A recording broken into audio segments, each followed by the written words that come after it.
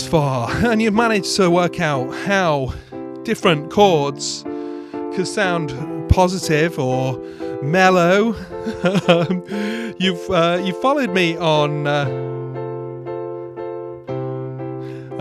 creating chord sequences on the fly, where we go a bit sad, a bit sadder, maybe some happiness, a bit less happiness, and then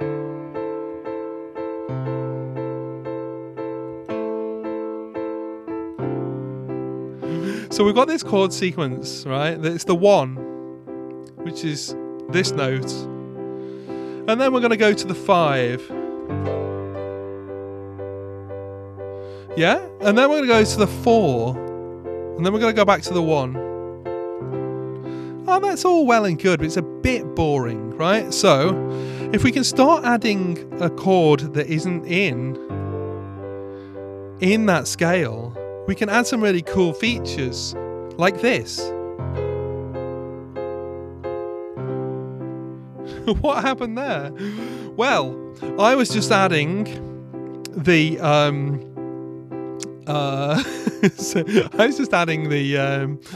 the minor 4th. So I was going 1, 5, 4, minor 4. I'm only playing this on my right hand. My left hand is playing the 4, just the fifths, so it's not identifying, because it gets a bit muddy if you play that note down there, and then back to the root. Okay, so this is modal interchange. It sounds really, really complicated, but really it's just a case of borrowing a chord. Why are we borrowing a chord, and where are we borrowing it from? We're borrowing it from another mode or scale. Not all scale. I mean, a mode is a scale, right? So we're borrowing it from another mode that starts on C. Sorry, I'm not using note names. On this note. Now, let's not confuse that with the mode that starts on a different note and has a different different note pattern, right? Different set of intervals. We're going to have a different set of intervals starting on here, which means we're going to have to play some black keys. Okay, so it really is as simple as playing the notes within a scale. So let's just work out what's going on here. So we need to find a mode that has a 4th that is minor. Okay, so I know off the top of my head that natural minor has a 4th chord that is minor, right? So I'm going to play the natural minor.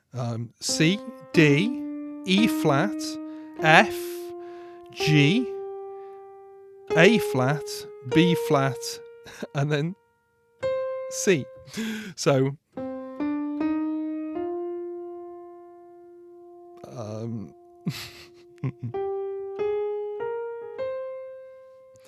okay, so that's the scale that we're going into. So there are these 2 notes that are not in the C major scale. Well, actually, these 3 notes. So when we go to this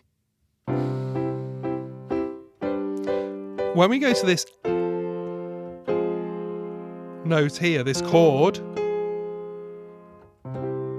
we can actually say, okay, if someone was soloing over the top, they could use this note, or this note, right? As well as the C major notes, or the major scale notes that we've been working with. And it's as simple as that. You know, that's a very, very, very basic interpretation of modal interchange. Now, I also know that there's another way of just while that chord's happening, actually, you know, like, so let's say I was playing just, I don't know, some kind of improvisation over the top.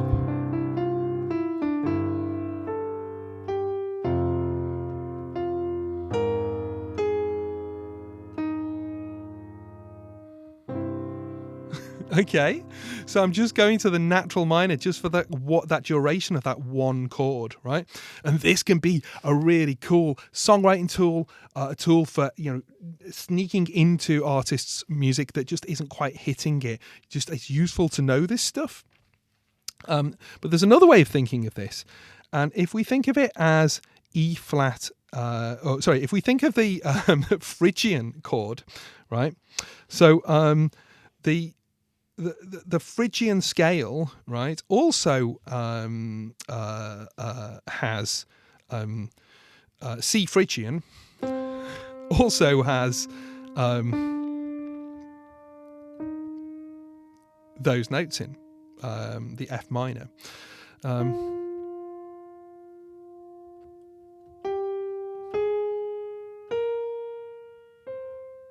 Okay, so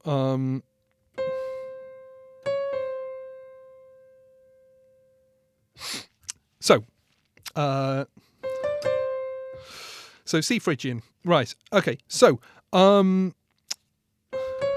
it's this.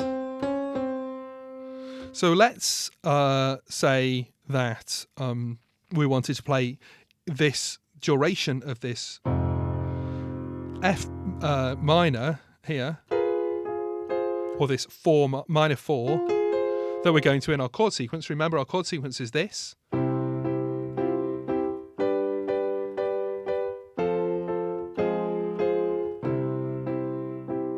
Okay, that's all well and good, right?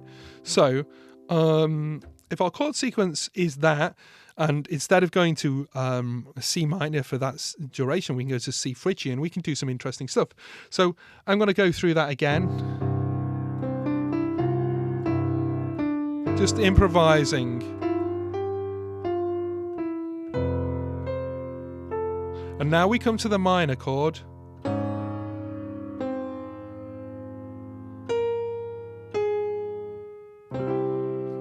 Can you hear how I'm using those accidentals, these notes, which are in C Phrygian?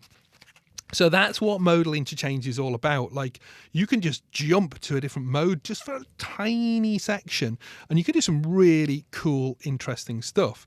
So rather than just seeing that as just a diversion to natural minor or Aeolian, we can see it as a diversion to other modes as well. And that's where this whole idea of ambiguity and entropy comes in. It's when you make choices. You've got to imagine, like, the first chord here is the first chord. We don't really know where we're going because it's a major, right? And then there's another major, so we don't really know what root key this is. Actually, we don't know what scale this is in as a listener.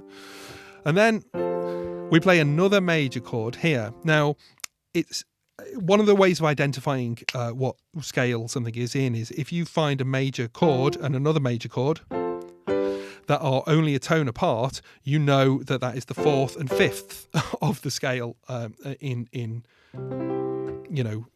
the first mode, or the Ionian mode, or the major, right? Okay, so if I play da-da, you know that I'm probably going to go down to here, because you know that there aren't two major chords that spaced apart in a standard scale. So that's one way of thinking about it. Another little Easter egg, if you want to think about that as well, is why don't you experiment with creating a chord sequence with 4 major chords. So let's go C major, for example, G, F, and then A major, A major, and then back to C major. If you can pick 4 random major chords and then choose which of those ones, or figure out which of those ones is not in the scale, and which modes it could have come from, and what kind of modal interchange options are available to you. If you're at that level, that's some serious stuff. If you're not, don't worry about it. Yeah, so hopefully that you enjoyed that. And, even if you are just borrowing chords, sometimes it's nice to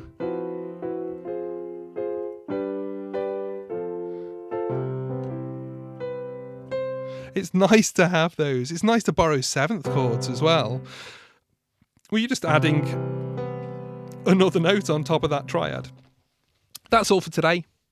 I'll take questions now.